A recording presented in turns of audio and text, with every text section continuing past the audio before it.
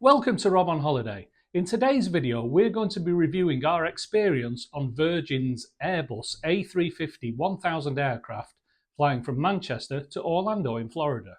There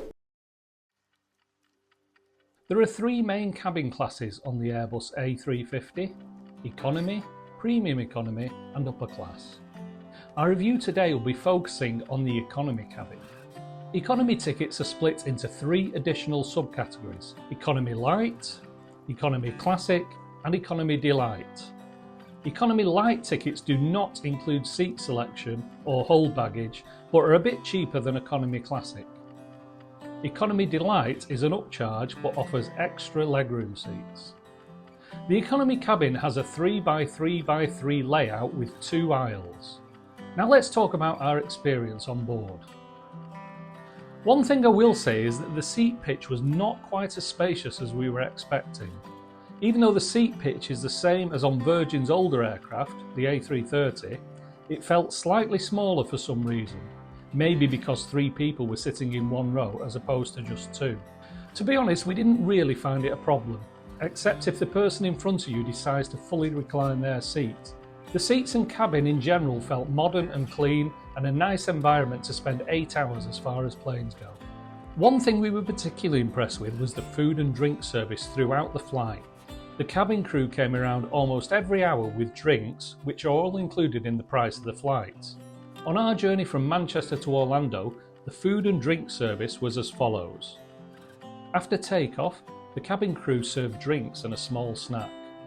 Around 1 hour into the flight, lunch was served. On our flight, there was a choice of either honey barbecue chicken with rice and vegetables or farfalle pasta in a spinach, ricotta and garlic sauce. I had the chicken and it was great. It tasted a bit like chicken curry to me. The rest of my family had the pasta and said it tasted quite fresh, and the garlic sauce was full of flavour. The meal is served with a tomato and mozzarella salad, a bread roll, cheese and crackers and a chocolate pudding for dessert. You can also request a vegan meal ahead of time on the Virgin Atlantic website. The cabin crew came around with more drinks to accompany the meal. After the meal, we were also served several more rounds of soft drinks, as well as an apple-flavoured ice lolly. Finally, the afternoon tea was served a few hours before landing. This included 2 finger sandwiches, a scone with clotted cream and jam, a chocolate truffle and tea, coffee, water or juice. This was also fantastic. Overall, I can't really fault the food or the service on board. The cabin crew were extremely attentive and you were never short of drinks at any point on the flight. The food was surprisingly tasty and there was a good variety of food on offer across the various meals and snacks. Now let's talk about the seatback entertainment. The screen on the A350 really feels like an upgrade from previous Virgin aircraft. There's a large selection of films, TV and music included for you to watch. Virgin provides headphones, but you can also plug your own headphones into the seatback entertainment. As part of the entertainment set, you'll also find a USB for charging your devices, which is really useful. For me, the best thing about the seatback screen is the maps and the tail cam. The map has a number of different settings and shows you where you are in the journey, the time to go until you arrive, and your altitude, amongst other stats.